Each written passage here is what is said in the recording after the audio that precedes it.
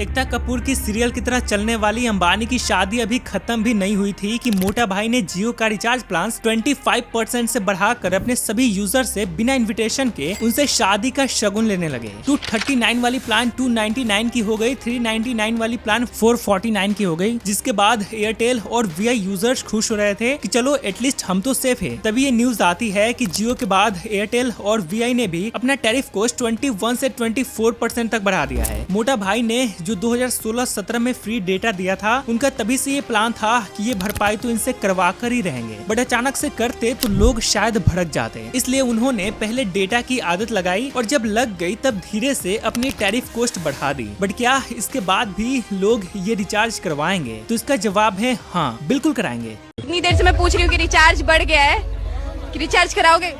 Recharge कराएंगे। अब reels फिर देखने में दिक्कत हो जाएगा, रील्स थोड़ा देखते हैं, बेरोजगार आदमी हैं।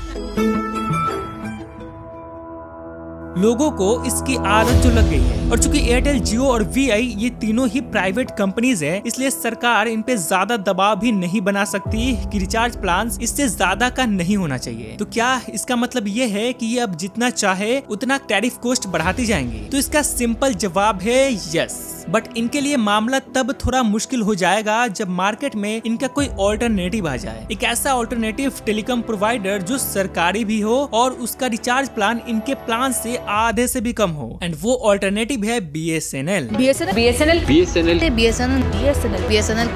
जी हाँ, जैसे ही जियो, एयरटेल और वीआई ने अपने टैरिफ कोस्ट बढ़ाए, इसके तुरंत बाद लोग बीएसएनएल की तरफ भागने लगे। न्यूज आने लगी कि सिर्फ 12 दिन में 1 लाख जियो यूजर्स बीएसएनएल में पोर्ट कर लिए। सिर्फ भोपाल जैसे शहर में 27,000 पोर्ट्स हो गए। जम्मू एंड कश्मीर में डेली 400 से 500 लोग बीएसएनएल में पोर्ट करवा रहे हैं। बिहार में सिर्फ 6 दिन में 30,000 से भी अधिक कस्टमर्स बीएसएनएल से जुड़ गए। और ऐसे हर रोज ये न्यूज आ रही है कि जियो, एयरटेल को छोड़कर लोग बीएसएनएल से जुड़ रहे हैं। बट क्या बीएसएनएल इस ग्रोथ को पकड़ कर रखने के लिए कैपेबल है भी? क्योंकि अगर पास्ट में आप देखोगे तो 15 सितंबर 2000 को लॉन्च होने वाली बीएसएनएल फाइनेंशियल ईयर 2002 में 1444 करोड़ का प्रॉफिट किया, 2003 में 5,976 करोड़ का, 2004 में 10,183 करोड़ का प्रॉफिट, और हर साल इसके प्रॉफिट मार्जिन बढ़ते ही जा रहे थे। और 2008 तक तो बीएसएनएल इंडिया का टॉप टेलीकॉम प्रोवाइडर बन चुका था। बट फाइनेंशियल ईयर 2008 में कुछ अजीब होता है और बीएसएनएल का प्रॉफिट ड्रास्टिकली 80% से नीचे गिर जाता है। 2,000, 3,000, 10,000 करोड़ प्रॉफिट कमाने वाली बीएसएनएल फाइनेंशियल ईयर 2008 में मात्र 574 करोड़ का प्रॉफिट बना पाई। और सैडली ये बीएसएनएल का आखिरी प्रॉफिट भी था, क्योंकि 2009 के बाद आज तक जुलाई 2024 तक बीएसएनएल 1 रुपए का भी प्रॉफिट नहीं बना पाई है और 2009 से आज तक 5,367 करोड़ की लॉस में चल रही है। तो आखिर 2009 में ऐसा क्या हुआ कि अर्श पे रहने वाली बीएसएनएल को पब्लिक ने सीधा फर्श पे ला दिया? और क्या वापस इतने सारे कस्टमर्स को पाकर बीएसएनएल कमबैक कर पाएगी? और आखिर क्यों ये टेलीकॉम कंपनीज अचानक प्राइस बढ़ाने लगी? इस पे कंपनियों का दावा है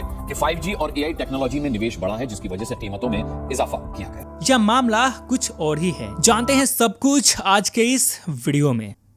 3 जुलाई को जब टेलीकॉम प्रोवाइडर्स ने अपनी टैरिफ कोस्ट बढ़ाई, तब उन्होंने ये कहा कि ये करना जरूरी था ताकि प्रॉफिट मार्जिन को मेंटेन रखा जा सके और 5G सर्विसेज को बेटर किया जा सके। मतलब बोल तो ऐसे रहे हैं कि जैसे ये लॉस में जा रहे थे। चलो एक पल के लिए मान भी लेते हैं कि सर्विसेज को बेटर करने के लिए टैरिफ कोस्ट बढ़ाना जरूरी था, बट कितना? सीधा 25% तक। बट ऑब्वियसली हम कुछ कर नहीं सकते क्योंकि ये प्राइवेट कंपनीज है। बट इनके दादागिरी से बचने का एक उपाय है, एंड वो उपाय है बीएसएनएल, भारत संचार निगम लिमिटेड में शिफ्ट होना। क्योंकि ये एक fully government operated telecom company है जिसके रिचार्ज प्लान्स बाकी टेलीकॉम कंपनी से काफी कम है। जहां एयरटेल, जियो 400 तक के रिचार्ज में 1.5 GB डेटा सिर्फ 28 दिन के लिए दे रहे हैं, वहीं पे बीएसएनएल 397 में 2 GB पर डे, वो भी 150 दिन के लिए दे रहा है। वहीं पे जियो, एयरटेल का 1 साल का रिचार्ज प्लान 3500 के आसपास है, वहीं बीएसएनएल का 1 साल का प्लान मात्र 1570 का है। और इसलिए जैसे ही इन प्राइवेट टेलीकॉम्स ने टैरिफ कॉस्ट बढ़ाई, लोग तुरंत BSNL की तरफ भागने लगे। बट BSNL के साथ कुछ ऐसी दिक्कत है जिसको अगर वो फिक्स नहीं किए तो कोई गारंटी नहीं है कि जो यूजर्स BSNL की तरफ जा रहे हैं वो वहीं टिके रहेंगे, क्योंकि पास्ट में भी बहुत सारे यूजर्स थे BSNL के पास, बट कुछ मिस्टेक्स के चलते वो सारे कस्टमर्स चले गए। बट आखिर वो दिक्कतें क्या है जिसको करेक्ट करना बहुत जरूरी है एंड जिसकी वजह से BSNL का डाउनफॉल भी हुआ। तो देखो, जैसे कि मैंने बताया कि BSNL के लॉन्च के बाद ही BSNL ह्यूज प्रॉफिट कमाने लगी थी और 2008 तक तो टेलीकॉम सेक्टर में लीड कर रही थी और दबाकर पैसे कमा रही थी। BSNL पूरे इंडिया में लॉन्च हुई थी और जल्द ही इसने वाईफाई सुविधा भी ला दिया था। बट 2009 से BSNL के साथ कुछ अजीब चीजें होने लगती है जिससे लोग काफी तेजी से BSNL को छोड़ने लगते हैं। दरअसल BSNL के बर्बाद होने की सिलसिला तो 2006 से ही शुरू हो गई थी, जब CBI ने तब के टेलीकॉम मिनिस्टर दयानिधि मारन पे छापा मारा। दरअसल दयानिधि मारन ने क्या किया था कि BSNL के एम्प्लॉइज को मैनिपुलेट करके इलीगल तरीके से 764 टेलीफोन एक्सचेंज लाइंस और 353 फास्ट वाईफाई केबल्स अपने भाई के private company Sun TV network में लगा दिए थे ताकि इनके भाई का कंपनी बिंदास चले, जिसकी वजह से BSNL को 1.7 करोड़ का नुकसान हो गया था। जिसके बाद दयानिधि मारन को रिजाइन करना पड़ा एंड उस वक्त यूपीए की सरकार थी, इसलिए अगला टेलीकॉम मिनिस्टर भी इनके ही पार्टी से बने ए राजा और इन पे भी BSNL के 2G स्पेक्ट्रम को कम प्राइस में बेचने का आरोप लगा, जिसकी वजह से BSNL को करीब 760 बिलियन रुपए का नुकसान हुआ। मतलब BSNL की कमर तो पहले से ही टूटी थी, ऊपर से ए राजा ने और तोड़ दिए। जिसके बाद CBI की नजर हमेशा BSNL पे रहने लगी और इसके बाद BSNL कोई भी न्यू टेक्नोलॉजी इंप्लीमेंट करने को सोचता तो एक तो ये सरकारी कंपनी और आपको पता है ये सरकारी चीजों में कितना लेट होता है और ऊपर से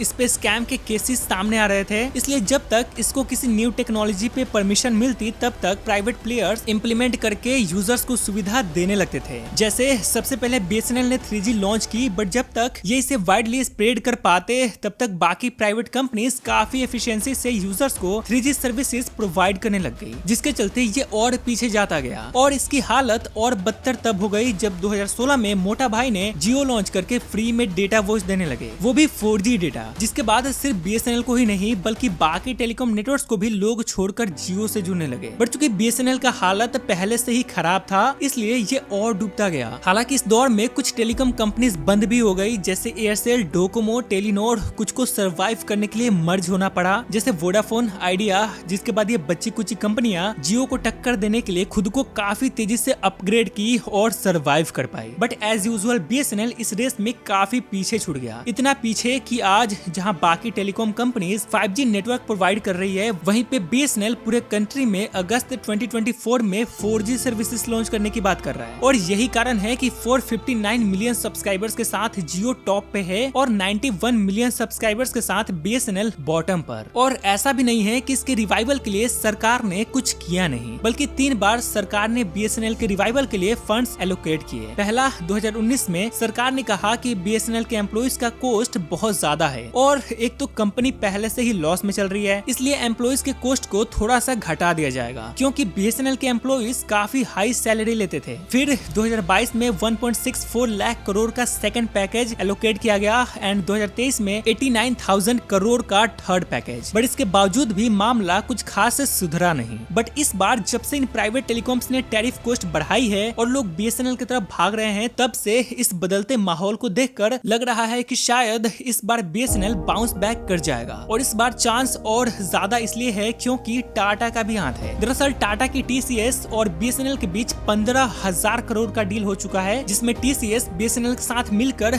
जितना जल्दी हो सके 4G नेटवर्क को पूरे इंडिया में लॉन्च करेगा। इसके अलावा टाटा और BSNL मिलकर 5G का बेस तैयार करने पर भी बहुत तेजी से काम कर रहे हैं और वाकई में BSNL के लिए ये काफी सुनहरा मौका है अपना जलवा दिखाने के लिए और दोबारा बाउंस बैक करने के लिए। और ये जरूरी भी है, नहीं तो ये प्राइवेट कंपनीज अपने मन मुताबिक कॉस्ट बढ़ाती जाएंगी और हमें ऐसे ही लूटती रहेंगी। वीडियो कैसी लगी कमेंट करो, मिलते हैं नेक्स्ट वीडियो में।